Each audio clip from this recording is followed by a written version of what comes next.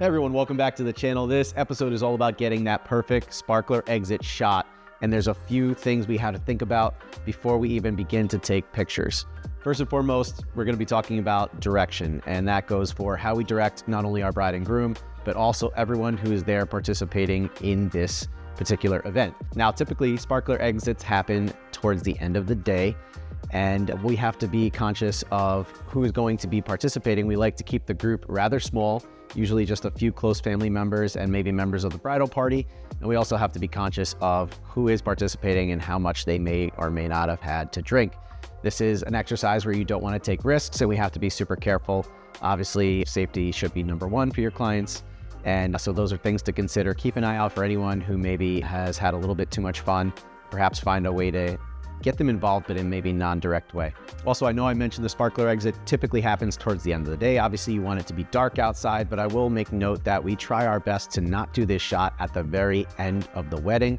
And the reason being is that a lot of people at that point are going to be making their way out of the venue. There's going to be a lot more chaos, a lot more things going on.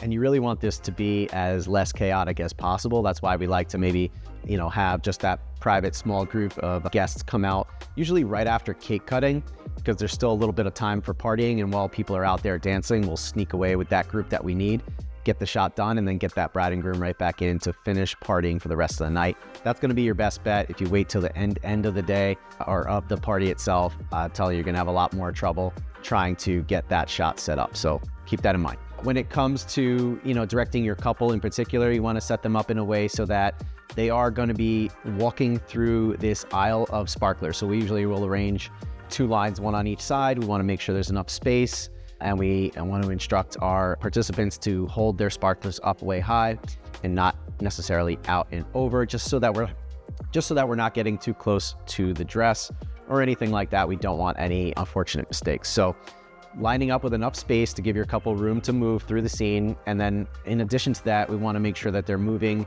at a somewhat slower pace. We don't necessarily want them running through the line. So we ask them to take their time, really enjoy the moment.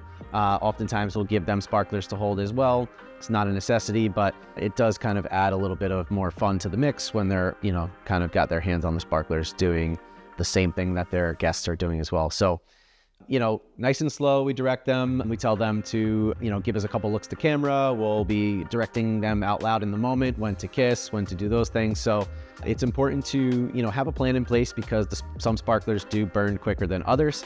And you have to be conscious of how much time you do have in order to execute the shot. Unless, of course, your couple has brought enough sparklers that you can go ahead and do this twice.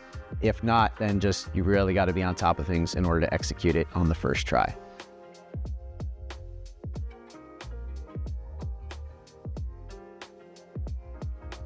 With that in place, we will, then think about setting up our lighting. So lighting, I always go with a 2-light setup, and I'm relying on MagMod here because it's all about light control. In particular, the key light. So the key light, I'm usually going with an Evolve 200, a smaller strobe, and we're gridding that light because we really want to control. We really want that light only focusing and hitting our couple.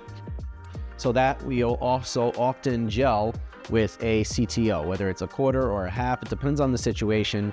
But generally, we're dropping our white balance down in camera closer to the 4,000 or below range, and we're compensating by putting on that CTO gel, and that's going to give a nice look between the sparkler light and the light that's hitting them as well. You don't want to have any mismatched color or temperatures. So that's a good place to start. You can experiment to get to that perfect white balance, but generally around 3,800 to 4,000, and again, you experiment from there. That's going to get you in a good spot. Now, in addition to that, we have a second light behind the couple, and that's going to be placed a little bit behind them as much as we can get it far back, so we don't want it to be visible in the scene. We don't want our light stands to be visible if we can help it, but we're also keeping that at a point where we're not generally seeing the light itself. The purpose of this light is just to create a nice rim light, and we don't necessarily grid this one, but we will still gel it to make sure all the lights match. And that's going to also illuminate the smoke that's produced by the sparklers themselves, and that gives a nice look and a kind of dimension to the image. So definitely, carefully placing that second light. Now with the first light, the key light, we want to be cautious of, position. So obviously our couple's going to be moving throughout the scene. They're going to be getting closer and closer to the camera unless we're backing out at the same speed as they are if we have the space. And sometimes you don't have the space. So you got to be conscious of, as they get closer to you, your exposure is going to begin to change. So what I like to do is I will have our assistant either off to camera left or camera right, holding our light stands almost like a spear, and we have that light angled directly towards our couple with the grid. And now if they have room to kind of back out as the couple is walking towards us, that allows us to maintain that distance of the light to the subject. So once we know our first shot is good, as long as we stay within a pretty reasonable, even distance throughout the frame, we're gonna end up getting a pretty even exposure from start to finish. Other tricks that you can think about using would be to, if you don't have the space to back up, if your assistant doesn't have the space, you can start by aiming the light directly towards your subjects. Now, as they get closer, we'll have them slightly angle that light up and up and up. So as they're getting closer, they're getting just a little bit of the feathered portion of that light. And that's one way to kind of like reduce the power, if you will, if you don't have the ability to do that in that moment, because it is a quick moment as it's happening. So again, it's just as they get closer, you're slightly dipping that light to shoot almost slightly over their heads. And of course, you gotta be in communication with your assistant in the moment so that you can make any little adjustments that you need to.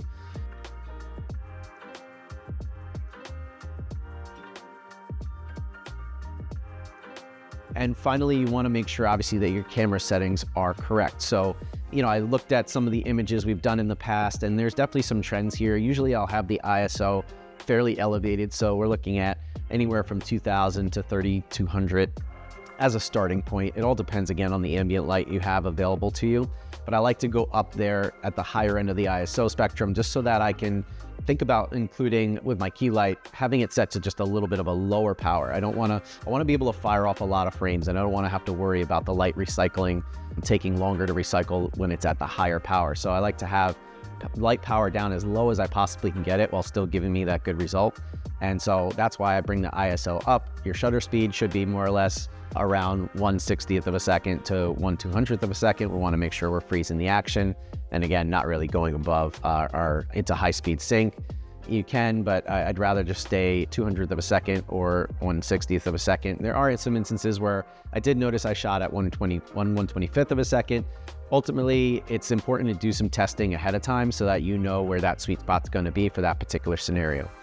So again, those are basic settings to start at. Every scenario may cause that to change, but starting there, practicing a little bit, definitely we always test with our assistants beforehand so that we know we don't have to fumble with any settings in the moment, because most of the time we only have one shot at this. So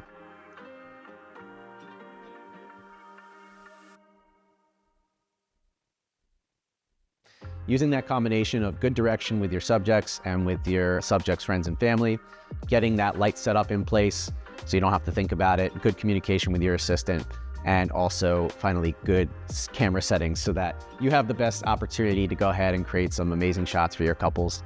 Hope this video has been helpful. Check out the examples here again at the end. Let me know down in the comments if you have any questions at all. Be happy to help.